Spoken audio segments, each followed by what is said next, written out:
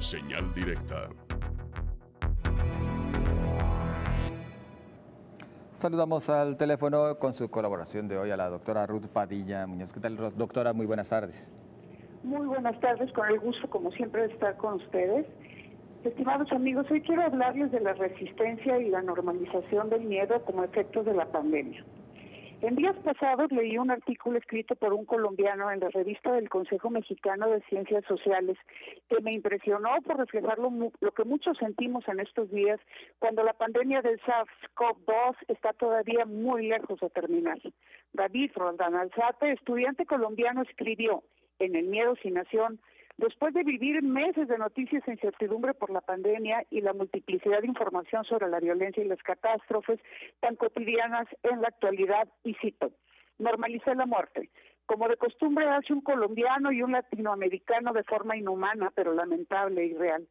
En México, después de la noticia sobre cifras de muertes por el virus, veía las cifras de muertos por masacres en distintos estados, así como asesinatos de líderes políticos.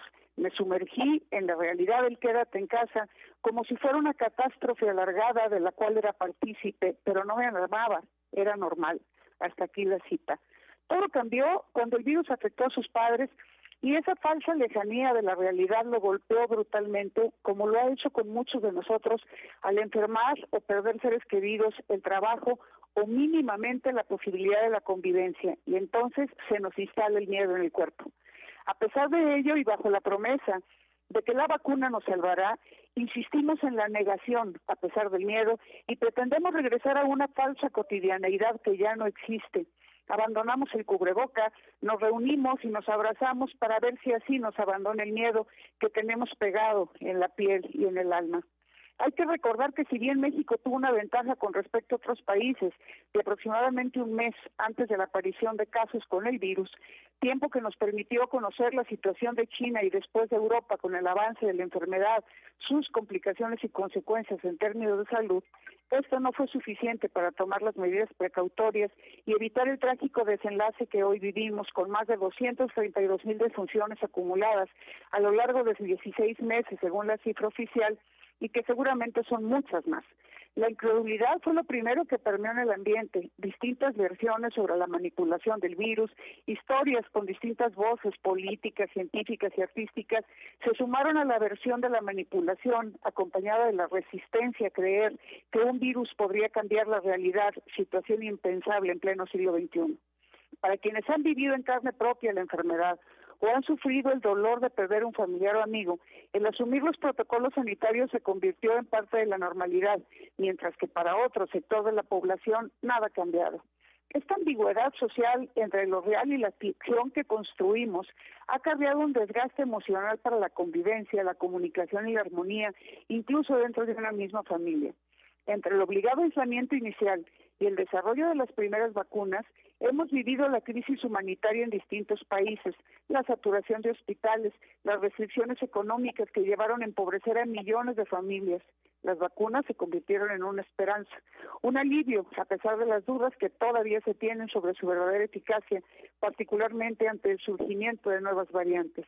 El miedo, entonces, se relegó a un oscuro rincón del subconsciente, presto a saltar con las señales de alarma que corren a lo largo y ancho del planeta. La logística de la vacunación en nuestro país también fue parte del caos de la pandemia. La falta de vacunas llevó a la población de 60 años y más a hacer largas filas durante horas y en algunos casos días para acceder a la primera dosis.